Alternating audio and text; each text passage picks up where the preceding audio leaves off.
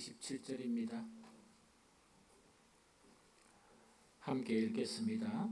그러므로 누구든지 나의 이 말을 듣고 행하는 자는 그 집을 반석 위에 지은 지혜로운 사람 같으리니 비가 내리고 창수가 나고 바람이 불어 그 집에 부딪히되 무너지지 아니하나니 이는 주초를 반석 위에 놓은 까닭이요 나의 이 말을 듣고 행하지 아니하는 자는 그 집을 모래 위에 지은 어리석은 사람 같으리니 비가 내리고 창수가 나고 바람이 불어 그 집에 부딪힘에 무너져 그 무너짐이 심하니라.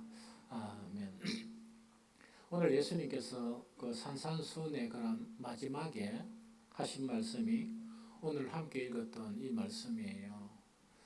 이거는 어떤 의미인가 하니까 산산수훈 하면은 우리가 성경 안에서 마태복음 5장, 6장, 7장에 있는 그 내용이거든요. 그러면 이 3장의 내용 자체가 아주 간단한 걸로 생각하거든요. 그런데 예수님께서 그 말씀을 하시고 난 다음에 어떻게 말씀하시는가 하니까 누구든지 나의 이 말을 듣고 행하는 자는 그 집을 반석 위에 지은 지혜로운 사람과 같다. 이렇게 말씀하세요. 우리는 우리 나름대로 이 믿음의 집을 지어가고 있고 우리는 연합해서 예수님의 몸된 교회를 이렇게 건축해가고 세워가고 있는 그런 상황 가운데 있거든요.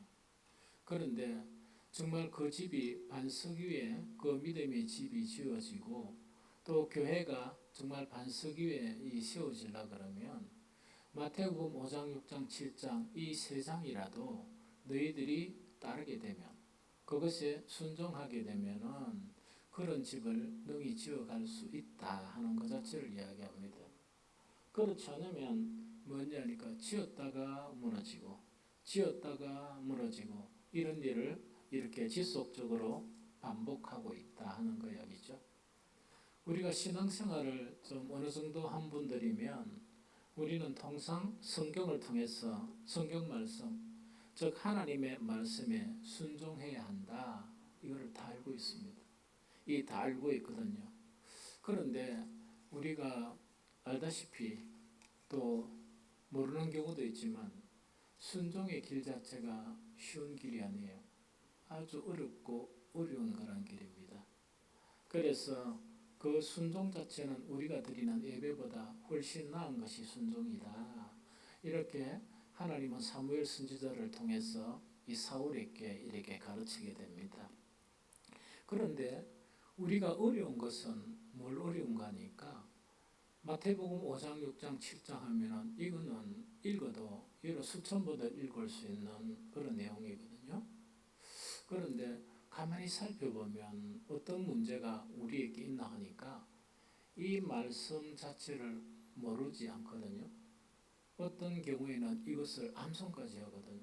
어린아이 때부터 암송을 시키고 하나도 안 틀대고 암송도 하고 이렇거든요.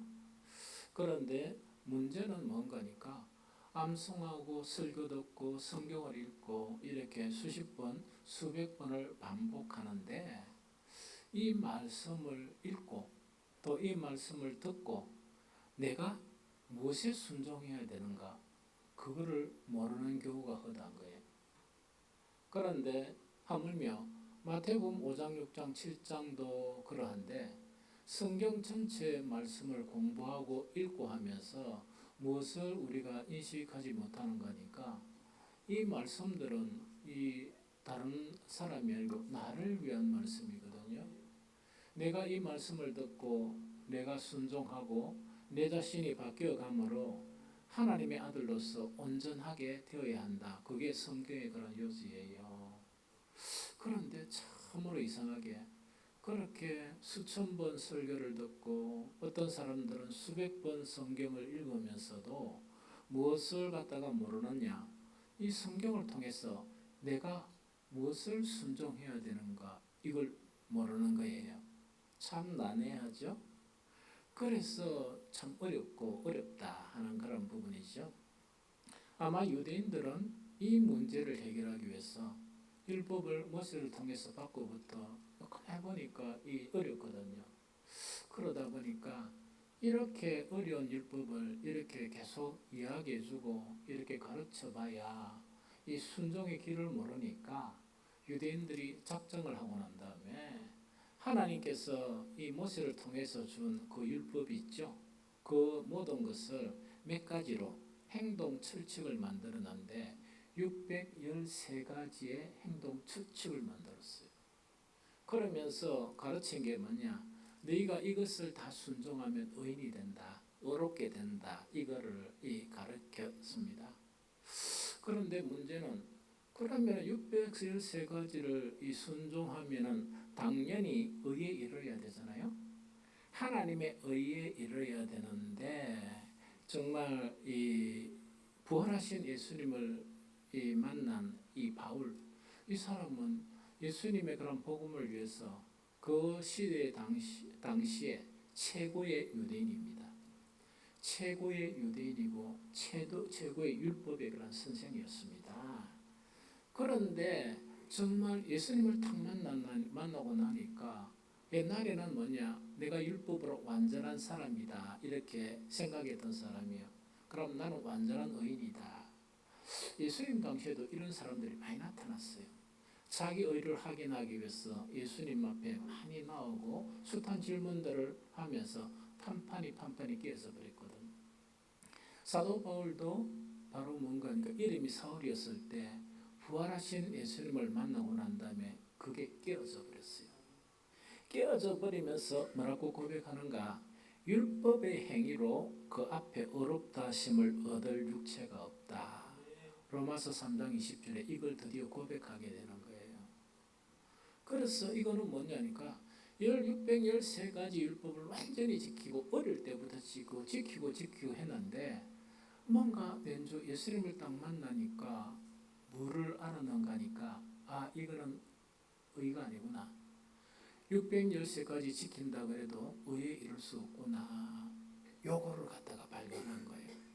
그래서 옛 언약 자체가 폐지되고 예수 그리스도의 새 언약 자체가 들어오면서 이 발견이 없이는 우리는 이 그리스도인의 그런 길을 걸어갈 수가 없다 하는 그 이야기죠. 그래서 설교를 하거나 하나님의 말씀을 가르치는 모든 그런 목회자들이 있죠. 어떤 진실한 그런 목회자들은 뭐냐? 이 어려운 숙제 있죠. 이 어려운 숙제가 뭐냐니까 새 언약의 복음 자체는 목회자들에게나 말씀을 가르치는 자들에게 이렇게 이것을 하라. 그렇게 하나님으로부터 이렇게 명령을 받았어요. 그게 뭐냐니까 이 복음의 한 말씀 한 말씀을 사람들에게 믿게 하고 그 다음에 또 한 가지 믿게만 하는 게 아니고 순종하게 하고 하는 이 두 가지가 숙제예요. 그러다 보니까 이 목사들이 이것 때문에 마음을 아파하고 물게 없어서 마음이 아프고 목회가 어려운 건 아니거든요. 단지 하나님으로부터 이래 부름을 받아서 이 위대한 사명, 복음의 말씀을 믿게 하고 순종하게 하는 것이 핵심 내용이거든요. 그런데 딱 이렇게 맡겨진 사람들을 보게 되면 그게 안 될 경우에 가장 속이 상한 거예요. 가장 속이 상하고 가장 힘든 거예요. 왜냐니까 변화가 별로 없거든. 그러다 보니까 이런 문제가 생기죠. 그래서 어떻게 하면 이 문제를 해결할까 하면서 이 돌파구를 찾아 헤매는 거예요. 몇 년 전에 고민하고 또 기도하며 또 고민하고 속이 상해가지고 제가 가끔씩 서점에 들립니다. 서점에 딱 들리는데 신간이 착 세 권이 있는 거예요. 그 세 권 자체가 어떤 건가니까 이 미국에 주목받는 소장파 목회자며 신학자인 마크 데브예요. 이 양반이 책을 세 권 딱 이렇게 이제 신간으로 나와 있었는데 그게 뭐냐 구약 2권하고 신약 1권이에요. 주제가 뭐냐니까 신구약 핵심 메시지 이거예요. 그래가지고 목사가 눈이 번쩍 떠이가 이거 써야 되겠다. 딱 사고 보니까 총 페이지가 몇 페이지냐? 2,400페이지가 돼요. 우리 성경 페이지 보면 1700, 1800페이지가 되거든요. 그런데 이 구약 두 권 하나님이 어떤 메시지, 뭘 하락하느냐 하는 그것하고 신약에는 뭘 하락하느냐 그거를 갖다가 2400페이지 이래가 탁 해가지고 이걸 가지고 오면서 막 희망이 이렇게 막 솟은 거예요. 이제 뭔가 단서를 발견해야 되겠다. 이래가 이제는 해결이 되겠지. 이래가 탁 왔는데 앉아서 책을 탁 이렇게 읽다가 보고 덮었어요. 왜 덮었는가 하니까 우리 지금 교인들이 믿게 하고 순종하는 데는 별로 도움이 안 되는 거예요. 목사한테는 조금 도움이 될지 모르지만 그런 내용들의 대부분은 이미 다 알고 있는 거예요. 그리고 신학적으로 뭔가 체계를 형성하는 데는 도움이 되는데 그 2400페이지를 읽으려고 그러면 얼마만큼 시간이 투자해야 되고 눈은 점점 침침해지는데 얼마나 이 고생을 해야 되겠습니까? 그런데 탁 이래 놔두놨다가 얼마 전부터 또 그걸 찾았는 거예요. 이 어디 있나 싶어가지고 또 책 세 권을 꺼냈습니다. 꺼내가지고 그래 결심을 하고 다시 한번 정립을 하자. 그래서 여기서 얼마나도 우리 성도들이 성경 말씀을 믿고 성경 말씀을 순종하는 데 도움이 된다 그러면 뭔가를 해야지 해가지고 꺼내긴 꺼냈거든요. 그래서 오늘부터 사실은 뭐냐? 주님은 우리에게 무엇을 말씀하십니까? 이거는 성경 전체를 통해서 우리에게 뭘 하라고 요구하느냐? 그런데 율법은 행동 지침으로 만들었거든요. 그래서 실패한 거예요. 사람을 못 만들었어요. 그래서 목사가 무엇을 하려고 그러니까 어떤 사람이 되어야 하는가 하는 그런 측면에서 우리 생각을 어떤 생각을 바꿔야 되느냐 하는 거 있죠.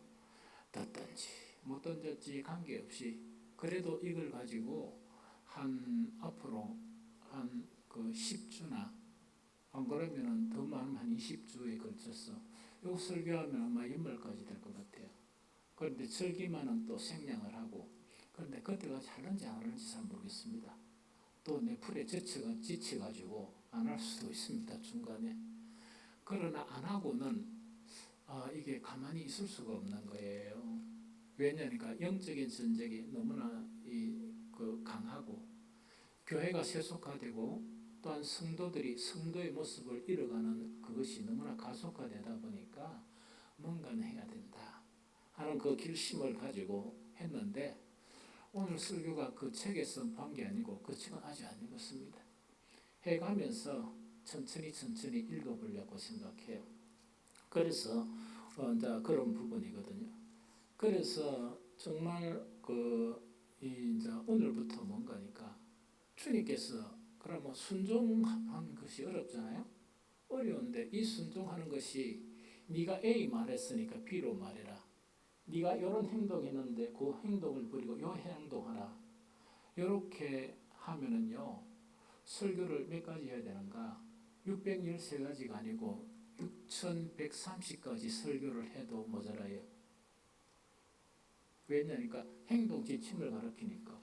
그렇게 한다 그러면 뭡니까? 첫 번째 욕을 하세요 하고 가르치고 연말되면 다 잊어버려요. 그럼 또 해야 되고 또 해야 되고 이렇죠. 그런데 중요한 거는 사람의 생각을 바꾸고 사람을 바꾸게 되면 그럴 필요가 없어요. 내가 가진 생각 하나만 무너뜨리면 하나님의 말씀에 열의 수백 가지를 순종할 수 있습니다. 생각이 안 바뀌면 사람이 안 바뀌면 처음에는 흉내만 내요. 유대인들처럼 흉내만 내다가 한 6번째, 7번째 이렇게 또 항목이 들어가죠. 앞에 한두 개는 또 잊어버려요. 그러니까 뭔가 됐다가 안 됐다가 오늘 주님의 말씀처럼 뭔가 세워져는 갔다가 와르르 무너지고 뭔가 세워지는 갔다가 와르르 무너지는 거 있죠.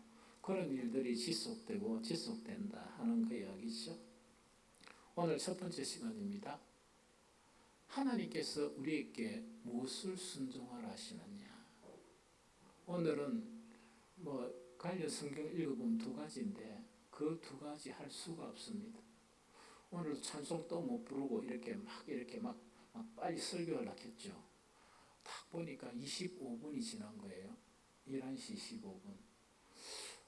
아무리 생각해도 12시 10분까지나 그 이전까지 마칠 자신이 없었어요. 그러니까 마음이 다급하다 보니까 뭐냐니까 빨리 읽고 한다 하는데 눈치도 못 채고 반주자는 가만히 있고 성도들은 뭡니까? 그냥 성경이라면 딱 읽으면 되잖아. 찬송을 안 부르다고 해서 뭐 예배가 안 되는 것도 아니잖아. 그것도 모르고 가만히 버티고 있는 거야. 해놨으니까 이대로 해야지요. 이런 거 있답니까? 참 대단한 성도들이야. 항상 반주자한테 내가 이야기하는 거, 이 녀석한테도 이야기한 게 반주는 뭐냐?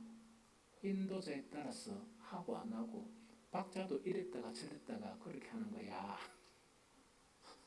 그래 그거는 저건 여담이고 어쨌든 간에 이제 시간 자체가 너무나 아까운 거예요. 그러면 하나님께서 우리에게 무엇을 하기를 원하시는가 하는 그 한 가지를 우리가 보기 위해서 베드로서 3장 18절을 읽어봅니다. 베드로서 3장 18절 같이 읽겠습니다. 시작. 오직 우리 주 곧 구주 예수 그리스도의 은혜와 그를 아는 지식에서 자라가라. 영광이 이제와 영원한 날까지 그에게 있을지어다. 한 번 더 읽습니다. 시작. 오직 우리 주 곧 구주 예수 그리스도의 은혜와 그를 아는 지식에서 자라가라. 영광이 이제와 영원한 날까지 그에게 있을지어다 하는 이 말씀이에요. 여기서 두 가지를 하라는 거예요. 두 가지를 순종하라는 이야기인데 하나는 예수님을 알아가라. 또 예수님을 알아가는데 그냥 수준 낮게 알아가지 말고 예수님을 알아가는 수준 자체가 계속적으로 이렇게 강화되어야 된다. 그 자체를 이야기하고 또 한 가지는 뭐냐? 예수 그리스도의 은혜를 알아가라. 그 은혜도 밑바닥이 되지 말고 그 은혜를 알아가는 그 자체가 계속적으로 강화되어야 된다. 두 가지를 이야기해요. 그러면서 베드로는 뭐냐? 시작할 때 오직 이렇게 이야기합니다. 딴 거 하지 말고 이 두 가지를 열심히 순종해라 하는 걸 이야기하거든요. 한 가지는 예수 그리스도를 아는 그런 지식에서 계속 자라가고 한 가지는 예수 그리스도의 은혜를 아는 것에서 자라가라 이야기죠. 오늘은 첫 번째만 해요. 예수님을 아는 지식에서 자라가라 이 이야기거든요. 그러면 여러분들이 오해하면서 왜 예수님만 알아가라 했을까? 하나님도 알아가야지. 이 이야기죠. 성령님도 알아가야지. 이렇게 혹시 오해할까 싶어서 이야기하는데 그런 건 필요가 없어요. 왜냐니까 그 하나님과 예수님은 이게 뭐냐니까 새 위격을 가진 정말 한 분이세요. 그래서 하나님이 로고스인 말씀이셨는데 이 말씀 자체가 그 위격의 형태가 육신을 입은 말씀으로 우리에게 나타나신 분이 예수님이에요. 예수님을 아는 지식은 곧 하나님을 아는 지식이에요. 분리가 될 수가 없습니다. 성령은 어떤 분인가? 하나님과 예수 그리스도로부터 이렇게 나오신 분이 누구시냐? 바로 성령님이에요. 그래서 오직 예수 그리스도를 아는 지식에서 자라가라. 이거를 우리에게 요구한다 하는 거 여기죠. 그러면 이것을 열심히 해야 돼요. 그러면 왜 이 지식이 중요하냐? 예수 그리스도를 아는 지식이 왜 그 중요하냐? 성경에는 이렇게 중요성을 가르치고 있습니다. 첫 번째 구약 성경에 보면 호세아 4장 6절 같이 읽습니다. 시작. 내 백성이 지식이 없으므로 망하는도다. 네가 지식을 버렸으니 나도 너를 버려 내 제사장이 되지 못하게 할 것이요 내가 내 하나님의 율법을 잊었으니 나도 내 자녀들을 잃어버리리라 하는 이야기죠. 그러면 모세의 율법을 통해서 그 하나님께서 얻어한 것은 하나님을 알도록 얻어하신 거예요. 그런데 뭐냐? 이 양반들은 율법의 중에서 어떤 제의적인 부분에 아주 특별하게 이렇게 지켰습니다. 지켰는데도 불구하고 이제 이 호시아 선지자를 통해서 나중에 이제 북이스라엘이 이렇게 아수리에서 처참하게 없어져 버립니다. 그 후에 약 100년 후에 남쪽 유다가 바벨론에 의해서 완전히 침공을 당해서 또 포로로 끌려가 버립니다. 이런 역사가 일어나는데 하나님께서는 호시아 선지자를 통해서 그 이유, 본질적인 이유가 뭐냐? 너희에게는 지식이 없다. 하나님을 아는 지식이 없다. 이렇게 결론을 하고 그 다음에 하나님을 아는 지식하고 연관된 게 뭐냐? 율법을 멀리했다는 이야기죠. 율법 중에서 뭐 자기들 지킬 수 있는 거 있죠. 그거는 실각까지 지키면서도 그 율법을 버려버린 거예요. 그리고 나도 그러면 네 자녀들을 버려버리겠다 하는 그 이야기거든요. 그러면 신앙생활 아무리 열심히 하고 예배를 아무리 열심히 드리고 기도생활 아무리 열심히 하더라도 우리 속에 예수 그리스도를 아는 지식이 없으면 우린도 버림받아지는 그런 결과를 가져온다 하는 게 성경에서 지식에 대한 문제를 이야기하는 거예요. 무섭죠? 그 다음에 그 에베소 교회는요, 어떤 교회인가 하니까 그 복음이 전거되어진 이후로 그 소아시아 있죠? 지금의 터키에서 정말 예수님이 인정하시는 그런 신앙의 행위를 가졌어요. 믿음의 행위가 아주 강력했고 수고가 너무나 열정적이었습니다. 그 다음에 뭐조차 있었는가? 인내조차 있었어요. 이 교회가 에베소 교회거든요. 그런데 그 에베소 교회를 향한 이 바울의 기도 내용을 보면 정말 그 기도는 뭐냐? 에베소 교회가 겉으로는 이렇게 멀쩡하고 크고 이래도 뭐가 있는가? 취약점이 있었거든요. 그 취약점을 이렇게 에베소에서 보면 그 바울이 기도하는 그런 내용을 보게 됩니다. 그 기도 내용이 무엇이냐? 에베소서 1장 17절이에요. 같이 읽겠습니다. 시작. 우리 주 예수 그리스도의 하나님 영광의 아버지께서 지혜와 계시의 영을 너희에게 주사 하나님을 알게 하시고 이래 돼 있죠. 이거는 뭐냐니까 하나님께서 지혜와 계시의 영을 즉 성령을 보내주셔서 정말 하나님을 알도록 해주십시오 이야기죠. 그럼 이건 어떤 말인 거니까 열정적으로 신앙생활하고 강한 교회를 세우고 큰 인내가 있더라도 뭐가 없을 수 있다? 하나님 아는 지식이나 예수 그리스도를 아는 지식이 없을 수 있다 그 이야기죠. 그러다 보니까 이걸 위해서 기도하는 거예요. 그러면은 바울 자체가 이런 그 기도를 왜 했을까?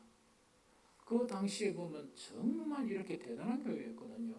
믿음이 대단한 교회라고 생각하는데 왜 정말 이 지식의 문제를 이야기하는가? 바울은 유대인으로서 처절하게 이런 경험이 있었거든. 왜냐? 바울은 아까 이야기했죠. 예수님 그런 이 당시 그다음 예수님의 그런 그 시절에 그 이후에 바울만한 유대인은 없었습니다. 바울만큼 율법에 정통한 자는 없었거든요. 그런데 이 바울이 예수 그리스도를 만나고 난 뒤에 이걸 알게 됐던 거예요. 그게 뭐냐? 로마서 10장 2절 3절입니다. 같이 읽어봅니다. 자, 시작. 내가 정언하노니 그들이 하나님께 열심히 있으나 올바른 지식을 따른 것이 아니니라. 하나님의 의를 모르고 자기 의를 세우려고 힘써 하나님의 의에 복종하지 아니하였나니라 하는 그 이야기죠. 이거는 뭐냐니까 아무리 신앙생활을 열심히 해도 정말 주님을 아는 올바른 지식이 형성 안 돼 있으면 이거는 뭐냐니까 하나님의 의가 안 이루어지는 거예요. 그럼 하나님의 의가 안 이루어지면 어떤 의가 이루어질까? 천지만지나 자기 의예요. 그래서 아마 금요일날 참석했을 때 목사가 메시지를 전하면서 엄청 이렇게 화난 건 아니지만 너무 안타까워가지고 책망한 게 있거든요. 교회 열심히 하지 마시오. 기도도 열심히 하지 말고 사람이 되어야 되지. 이래가 아주 강하게 책망하니까 참 우리 성도들은 참 좋아요. 그러면 에이 이래 갔다 나가봐야 되는데 또 출근했다 왔어. 참 대단한 성도들입니다. 근데 그것도 참 좋아. 그게 믿음이니까. 그런데 왜 그렇게 하는가 하니까 이런 거거든요. 우리가 잘못해가지고 우리가 아는 종교적인 그런 개념에 국한된 것이 헌신하고 막 예서죠. 그런데 밖에 나가가지고 예수님의 모습이 안 보이는 거야. 보면 뭔가 이렇게 같이 생활하잖아요. 부딪히고 너무 쪼잔한 거야. 양보해 놓고 양보도 못하고 돈에 너무나 인색하고 이런 거 있죠. 일을 해야 될 게 있으면 지가 선뜻 해보면 되잖아. 예수님 우리 위해서 십자가 지셨는데 아무것도 안 하려고 하는 거야. 그런데 보니까 또 자랑은 나 빛과 소금 교회에서 뭐 충성되고 이래 버리면 이 교회가 무슨 꼴이 됩니까? 여러분들만 그러겠어요? 늘 댕기면서 목살 굴에 똥치라고 있는 거야. 나는 괜찮아. 그러나 주님을 욕되게 하는 거예요. 윤리관도 없어. 도덕타는 못 지켜. 만약에 그런 사람이 예배 같으면 완전히 다 죽도록 예배를 드리고 그 다음에 또 그냥 막 이렇게 나 교회 좀 다니려면 될 텐데 그걸 가시까지 하고 이래 버리면 하나님을 이렇게 욕되게 하는 것은 그런 게 이런 거예요. 이해가 되죠? 바울은 그것이 너무나 사무친 거예요. 예수님을 만나기 전에는 자기는 완전한 사람으로 생각했어요. 그래 하다가 예수님을 딱 만나고 나니까 와로 무너지는데 그 충격 때문에 분석을 해보니까 뭔가니까 이거는 우리 조상 때부터 문제다. 조상 때부터 정말 하나님의 일을 같으면 완전히 뭡니까? 목숨 걸고 그 일은 했는데 그러면 하나님의 의가 나타나서 모든 사람들에게 하나님의 의를 나타내 보이게 되잖아? 그런데 썩고 냄새나는 아무것도 아닌 자기 의가 드러나는 거야. 하나님 일을 좀 했다고 해가지고 하나님의 그 자리 이름을 지가 이렇게 지한테서 이렇게 나타내려고 하는 거예요. 그러면은 율법을 주신 하나님은 뭐야? 얼마나 오늘날 교회 다니는 대한민국 안에 저 외국에 딴 교회 가보지 않았거든요. 대한민국에는 많이 댕겨봤어. 곳에 이런 사람들이야. 왜 냄새나는 인간들이야. 그런데 그런 사람들이 또 열심히라 기도 열심히 하고 막 교회 봉사 열심히 하고 이러죠. 교회 열심히 하니까 교회를 좌지우지하려고 그러겠습니까? 침묵하면서 가만히 있겠습니까? 어떻게 알았어요? 그렇던가 왜 교회는 안 다녀봐도 그런 일들이 일어난다면 어떻게 교회가 교회돼 있어? 하나님을 알면 하나님 나에게 하신 일을 알면 그런 마음도 못 품어. 하나님은 우리 하나 살리렸고 자기의 독자 예수님을 십자가에 내어주신 그런 하나님인데 유대인들처럼 그렇게 열심히 하지도 않았으면서 기도도 그 3분의 1도 못하면서 뭔가 가시하고 자랑하고 하려고 그러고 교회를 탁 붙잡고 흔들려고 하는 그런 악한 심성이라 그러면 바울은 그걸 이렇게 서늘하게 체험을 했던 거예요. 그래서 그렇게 열심히 에베소 교회가 일을 하고 막 이렇게 하죠. 하다 보니까 속으로는 기도하는 것이 뭐냐? 저들이 뭐를 알게 해달라가? 지혜와 계시의 영을 주셔서 하나님을 알게 해달라. 왜 이걸 기도했을까요? 하나님을 알면은요 가장 먼저 생기는 게 하나님 경외함이에요. 급이 너무 나는 거예요. 그 다음에 경외하면 하나는 너무나 존경스러운 거예요. 하나님이 하신 일 자체가 너무나 놀라운 거예요. 그럼 지가 하는 일은 뭡니까? 이렇게 하나님 내가 뭘 했네요. 카드를 내겠어요. 말도 못합니까? 그런데 우리는 모이고 못 모이면 안 물었는데도 막 그 떠벌리기 바쁘지? 내가 뭐하고. 아니 부끄러워서 어떻게 그런 일을 해? 그럼 최소한 그렇게 하려고 그러면 목사만큼 그래 살고 해야지. 아니 아무것도 아닌 목사처럼 살지도 못하면서 그걸 가지고 뭐 이렇게 해버리면 얼마나 수치스러운 일입니까? 그게 자기의라 더러운 자기의. 요거 이해가 되죠?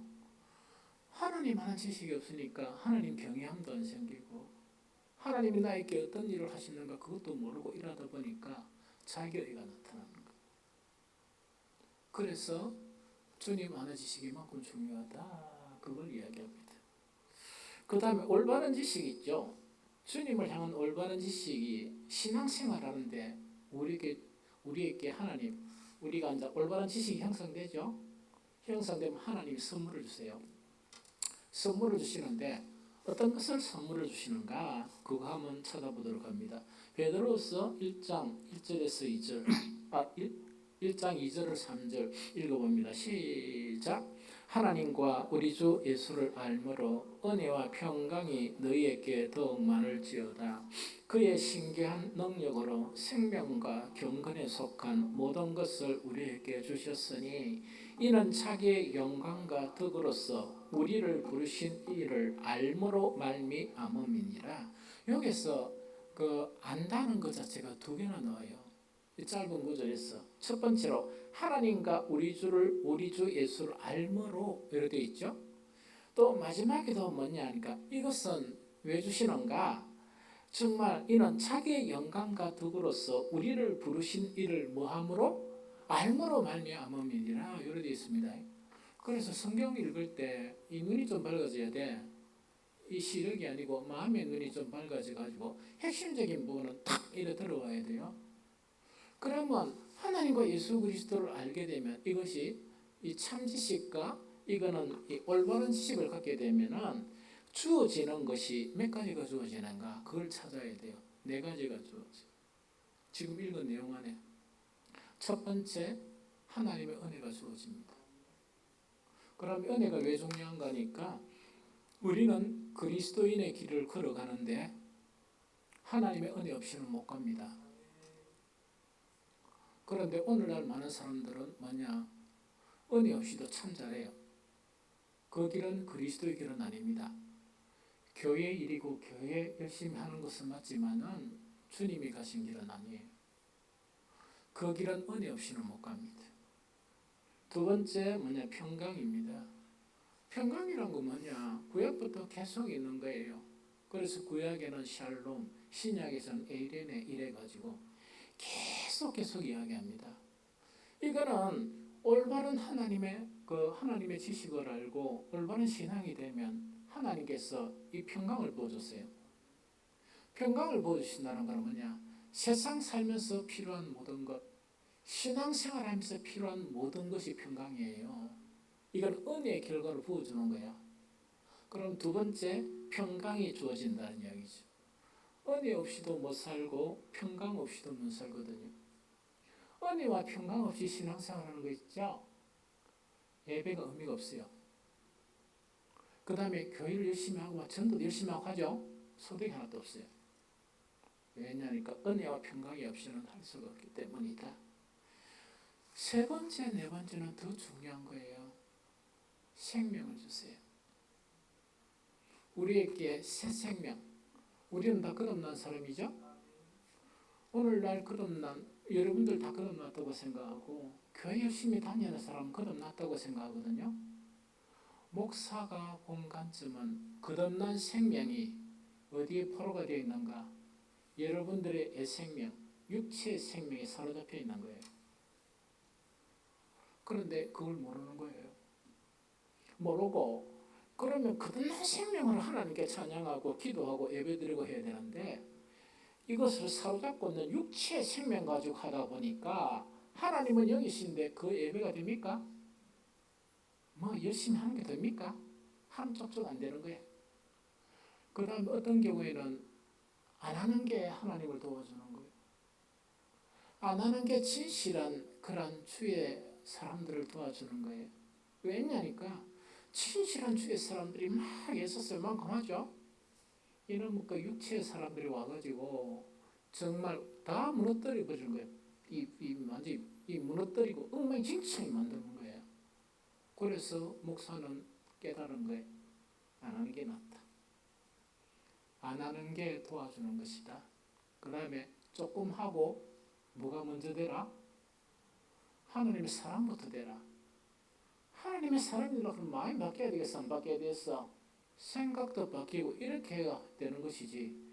이게 그렇게 안 되면 문제가 생기는 거예요.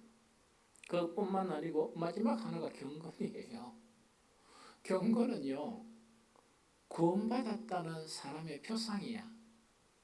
이거를 막 뭔가 억지로 하려면 위선이 돼, 외식이 돼. 막 기도 막 하고 막 이런 거 이제 외식이 되는데, 이거는 그렇게 생기는 게 아니고 구원받은 사람에게 자동적으로 형성되는 게 경건이에요. 그럼 이거는 뭐냐? 하나님과 예수 그리스도를 아는 지식이, 올바른 지식이 형성되면 당연히 은혜와 평강과 생명과 경건 자체가 이렇게 주어지는 것입니다. 이 네 가지가 없으면 구원받은 성도라고 이렇게 주장할 내용이 아무것도 없습니다.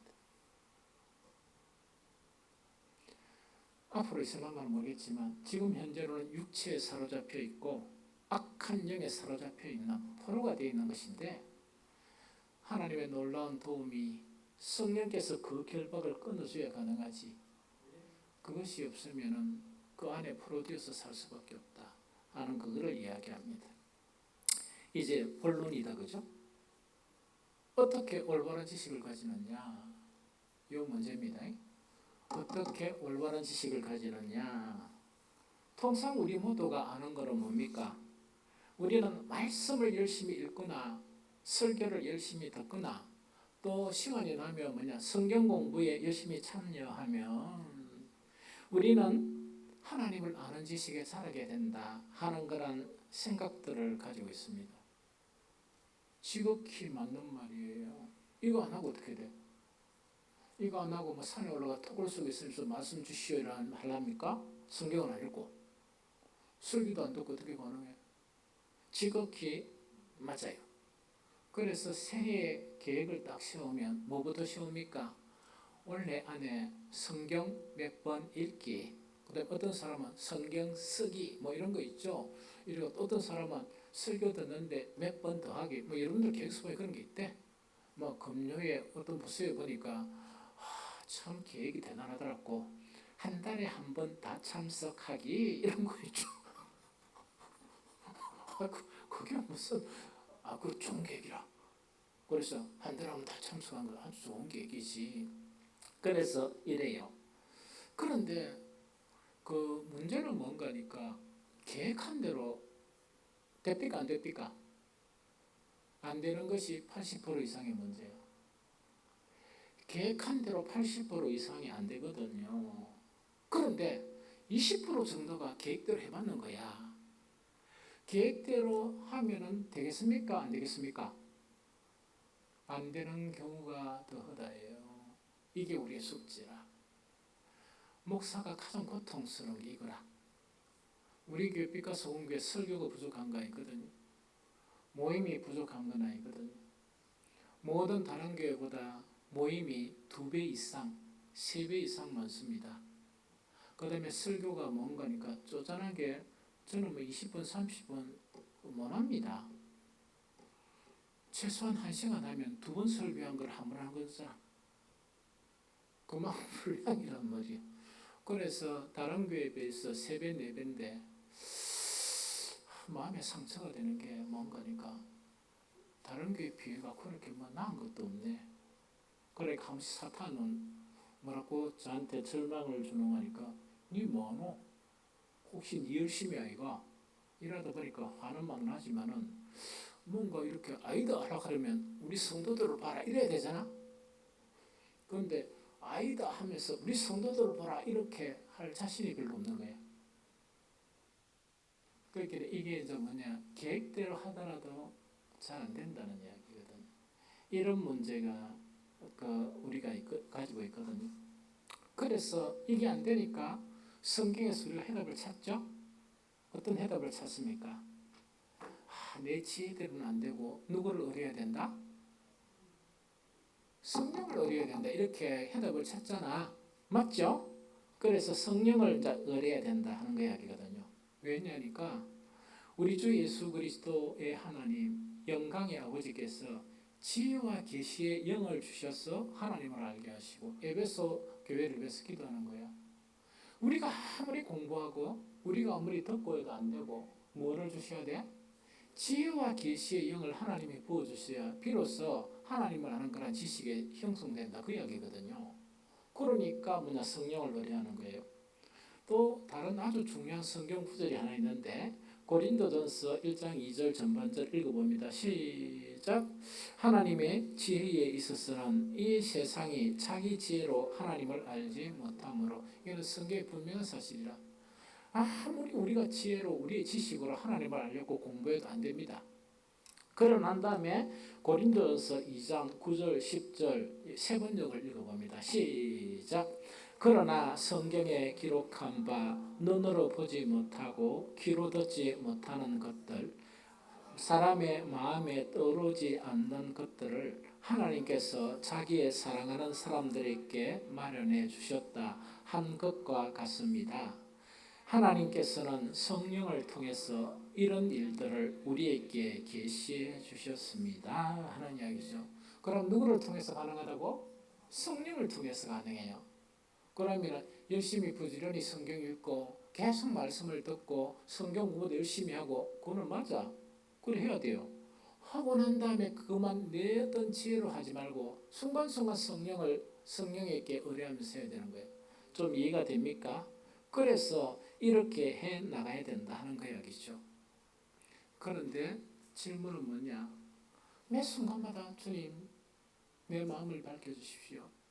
성령을 의뢰하면서 성경도 읽고 그 다음에 우리 그런 거 하는가 잘 모르겠지만 원래 예배 참석할 때 그 목사가 좀 기도를 좀 하락했죠. 그게 뭐냐? 내 지은 죄에 대해서 회개를 하고. 왜? 마음이 더럽혀지면 아무리 설교를 해도 안 들립니다. 그 다음 두 번째 성령을 의뢰해야 돼. 그 기도를 이렇게 막 하는 거야. 그러면 그 기도를 다 하고 있죠? 일부는 예, 일부는 아이, 이거는 뭐냐니까 왜 안 하는 거니까 그걸 해봤거든요. 내가 신앙생활이 몇 년인데 안 해봤겠어요? 그래서 어떤 데는 교회가 뭐 성령을 의지하고 했는데 그럼 지금은 왜 안 합니까? 해도 잘 안 되거든. 해도 잘 안 되니까 이것도 안 되니까 막 하지 말아야지 막 이렇게 우리 신년 계획을 안 세우는 것처럼 그래 돼 버리거든요. 그런데 이 원인을 알아야 돼. 우리가 정말 이렇게 말씀을 듣는 데 시간을 투자하고 그 다음에 공부하는 데 시간을 투자하고 뿐만 아니고 성령을 의뢰하고 했죠. 그래도 안 되는 경우가 있어요. 왜냐니까 방해꾼이 있거든. 이거를 모르면 안 돼. 방해꾼이 있어요. 그 방해꾼이 뭐냐니까 고린도서 11장 14절 15절입니다. 읽어봅니다. 시작. 사탄도 자기를 비의 천사로 가장합니다.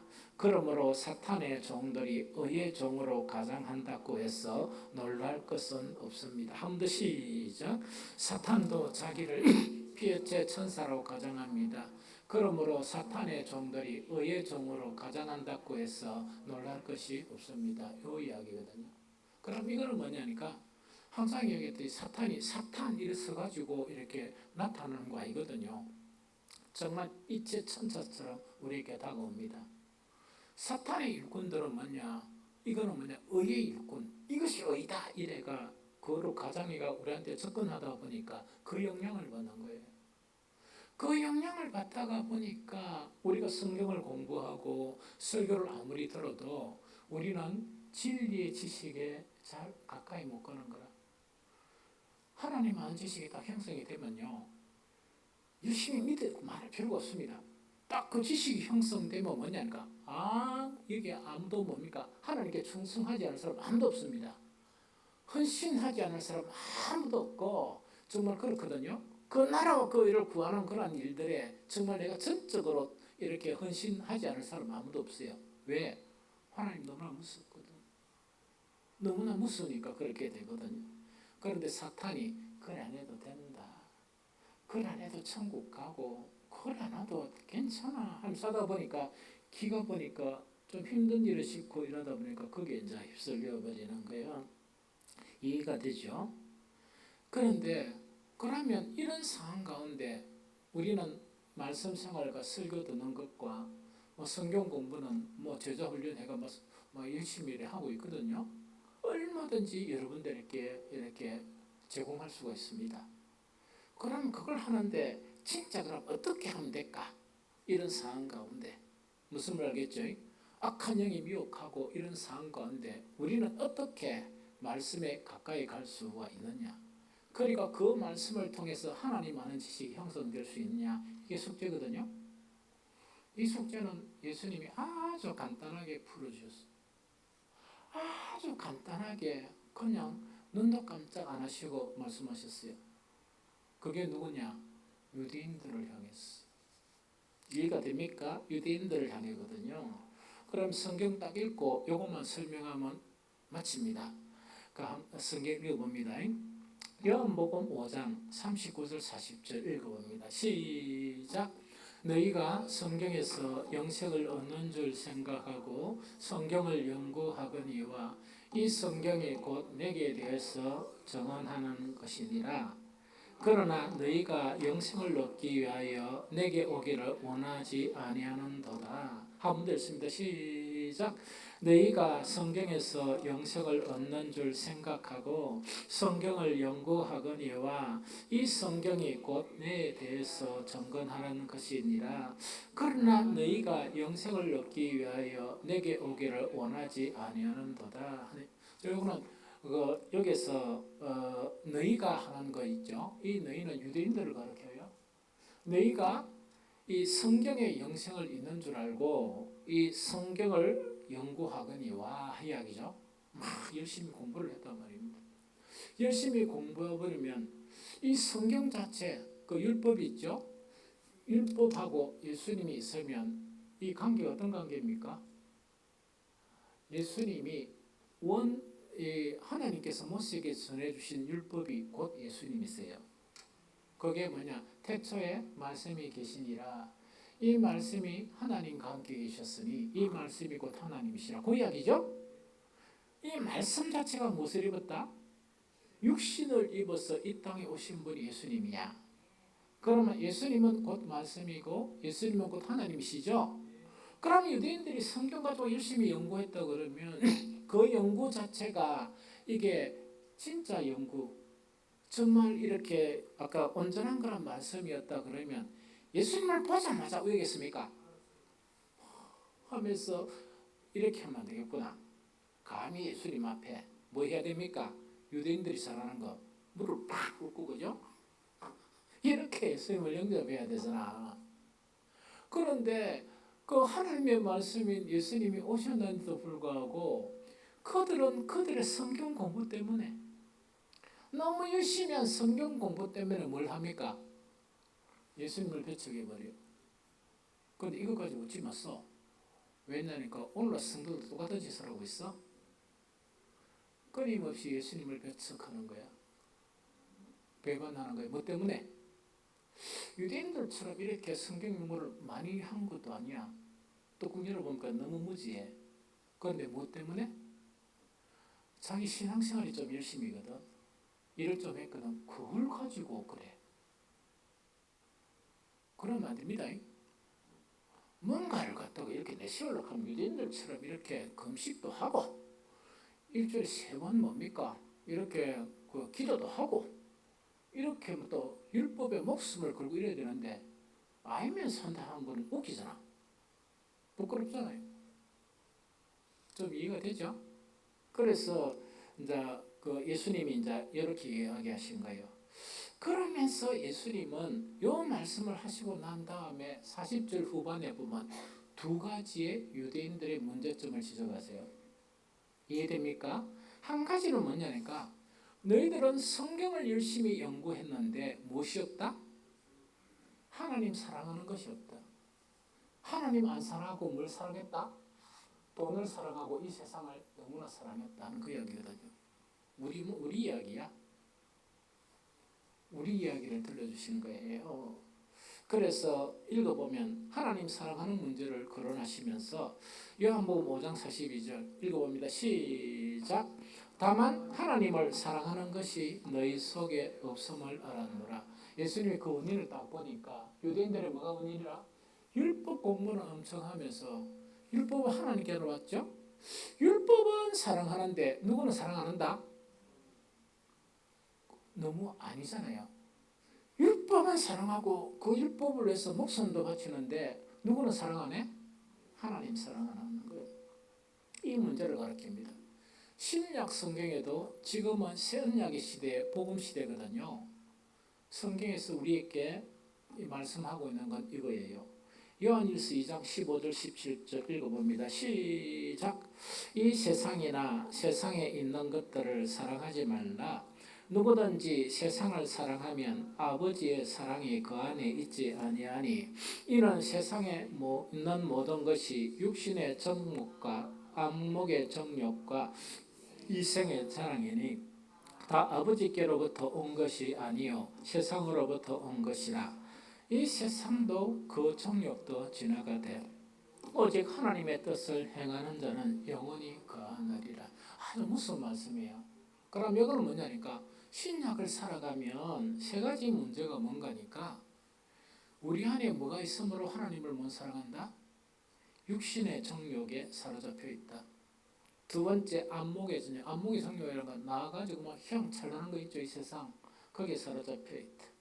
한 가지는 뭐냐? 이 세상의 자랑. 이 세상의 자랑. 내가 돈이 얼마나 있고 내가 차가 얼마나 좋은 차고 나는 아파트가 몇 평 아파트고 이런 거 있죠. 그런 거로 사랑하고 있다는 이야기거든요. 그러다 보니까 이거는 아버지께로 온 겁니까? 세상으로 온 겁니까?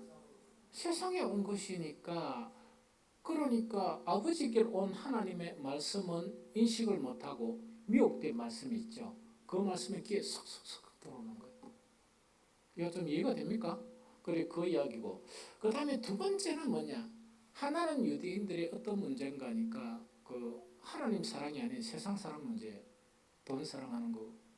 두 번째 문제는 영광의 문제예요. 하나님의 영광은 멀리하고 세상의 영광을 따라가는 거예요. 요한복음 5장 44절 요한복음 5장 44절 읽어봅니다. 시작. 너희가 서로의 영광을 취하고 유일하신 하나님께로부터 오는 영광은 구하지 아니하니 어찌 나를 믿을 수 있느냐 하는 이야기죠. 예수 그리스도는 하나님의 영광의 강체, 복음에는 그리스도의 영광의 강체가 이렇게 담겨져 있어요. 그런데 세상의 영광을 취하다 보면 이걸 받아들이겠어요? 안 받아들이겠어요? 그 문제예요. 그러니까 오늘날 교회가 왜 이렇게 힘이 없고 오늘날 참 성도들이 왜 이렇게 없느냐? 여기다 치여 있어요. 두 가지. 하나님보다 사랑하는 게 너무 많아요. 그 다음 두 번째 뭐냐니까 하나님의 영광을 세상의 영광으로 바꿔치겠어요.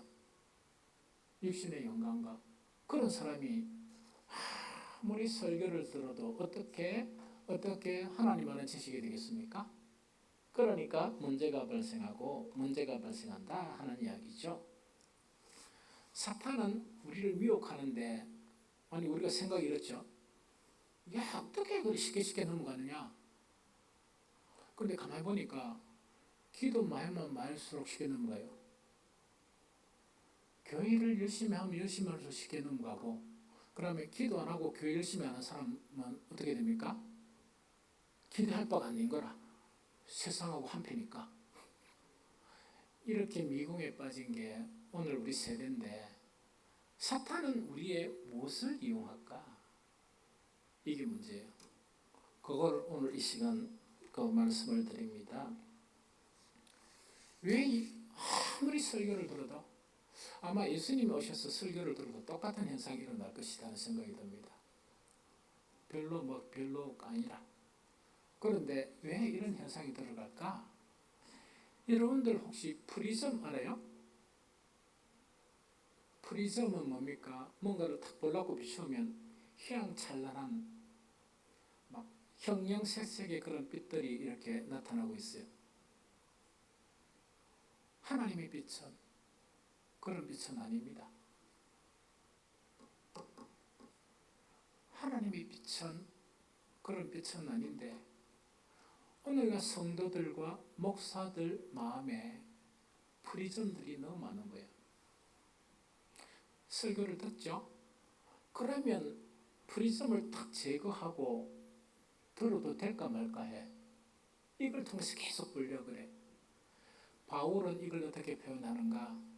자기의 민족들이 모세의 시내산에 갔다 온 모세의 얼굴의 강채 빛을 가리려고 수건이 있죠. 이 수건이 유대인들의 마음을 덮고 있다. 이게 프리즘이에요. 그러면 프리즘을 통해서 보고 그 다음에 덮여진 수건을 통해서 보면 보입니까? 안 보입니까? 안 보이니까 지가 보고 싶은 것만 보는 거예요. 지가 듣고 싶은 것만 들어. 그리고 교회 일을 하면서도 뭐냐? 하나님께서 하라고 하는 모든 일들은 이렇게 안 보입니다.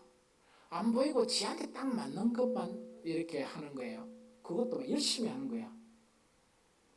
그래 하다 보니까 이게 하나님의 의가 이루어집니까? 이루어지지 않지. 유대인들처럼 되는 그런 부분이다.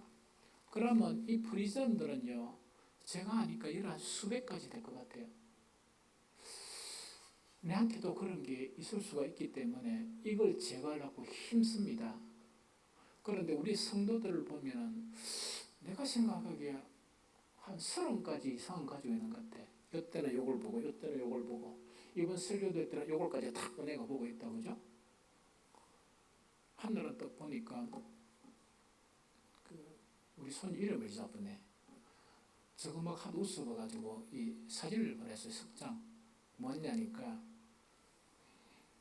이 뭐라 하나 옥수수를 입에 탁 물고 안경을 탁 끼고 입에 가지고 물고 있는 걸 보. 너무 웃겨. 그러니까 이거는 뭐냐니까 아이들이 막 이런 뭔가를 통해서 세상을 보려는 것처럼 우리에게도 지혜 속성을 간 우리도 수십 가지 프리즘들을 다 가지고 있는 거야. 그러니까 우리 목사가 설교하고 심지어 요거 읽고 오늘 읽은 성경 구절이 한 10가지 이상 되거든요. 소용이 없어. 왜냐니까 목사는 애타게 막 설명을 하는데 뭔가니까 착해가 프리즘을 꺼내. 딱 보면서 하다 보니까 이 되게 예쁘거든. 되게 예쁘니까 목사의 설교 그런 건 그걸 듣기는 듣는데 별로 이 감동을 주지 못해. 그러면 어떤 프리즘들이 있는가?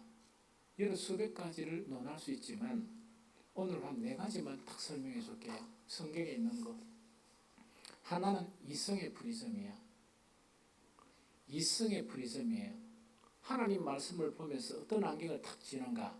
자기 속에 있는 이성이 있죠? 그걸 탁 끼고 이제 보는 거예요. 이렇게 보니까 그 결과가 뭐였습니까? 유럽 교회가 몰락됐습니다.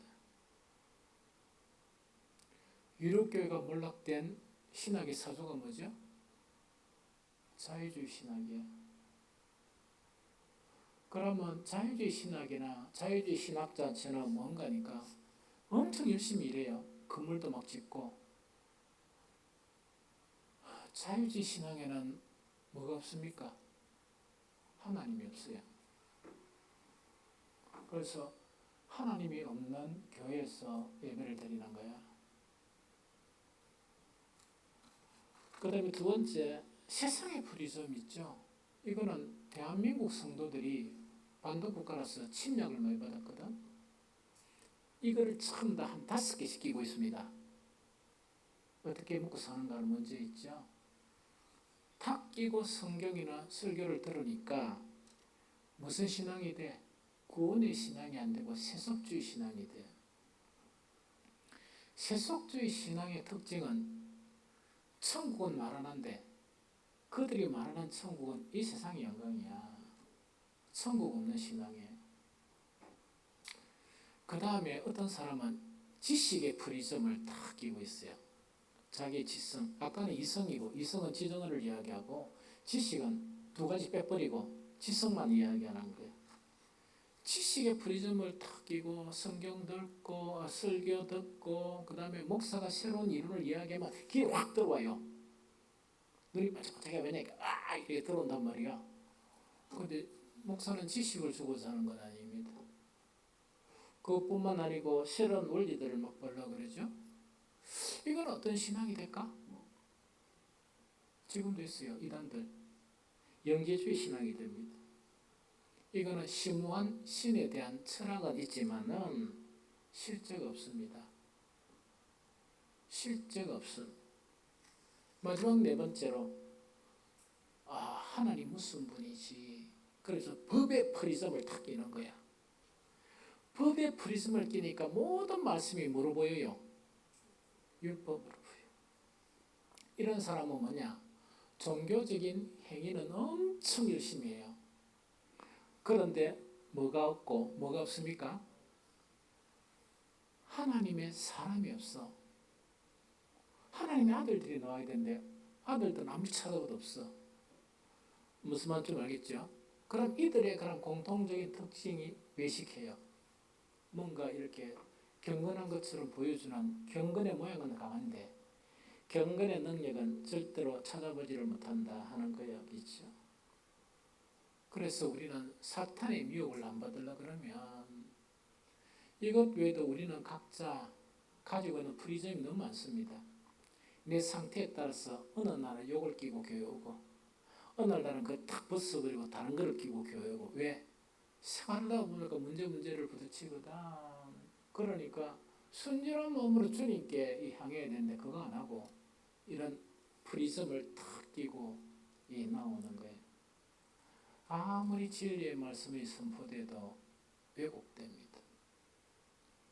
이제 결론을 내리겠습니다. 성경 말씀을 배우려 그러면 여러분들의 마음에 있는 각종 프리즘 있죠? 그것이 무엇인지 좀 기도해 보세요. 진심으로 기도하면 하나님께서 알려주실 거예요. 그거 버리세요. 그거 버리세요. 그거 가짜예요. 사탄은 그걸 절대로 못 버리도록 해. 그러나 그거 버려야 돼. 그거 버리고 정말 부지런히 설교 듣고 성경 공부 열심히 하고 기도 열심히 하고 이렇게 되고 그 다음에 한 가지 그 운영이 우리 속에 있는 육의 욕구 있죠? 이걸 버려야 돼요. 그러면 성령의 도움으로 우리는 온전한 지식에 형성되면서 아까 이야기한 아주 중요한 네 가지 있죠? 이 네 가지 은혜와 평강과 또한 생명과 뭐라고요? 경건 자체가 우리 속에 선물로 이렇게 형성이 됩니다. 이런 복이 있는 성도 우리 교회 이름이 빛과 소금교회인데 홍철 집사가 목사님 왜요? 이러니까 누가 들어오겠습니까? 와 이러니까 간판 해보세요. 노기스가 있는데 누가 들어오겠어요? 그러면 지가 간판 바꾼다 그래. 그리고 그래 그것도 좋은 이야기네. 그런데 간판 바꾸는 거 괜찮아요. 그런데 더 중요한 거는 우리가 주님 앞에 나오면서 예배를 드릴 때 우리 안에 있는 잡다한 것들을 버리는 거 이게 중요하고 그 다음에 참된 지식이 형성되면 드디어 우리는 뭐냐? 이 세상 사람들에게 영향을 줄 수 있는 영향을 미칠 수 있는 참 하나님의 사람들이 됩니다. 그런 사람들이 되어가시기를 예수 그리스도 이름으로 축복합니다.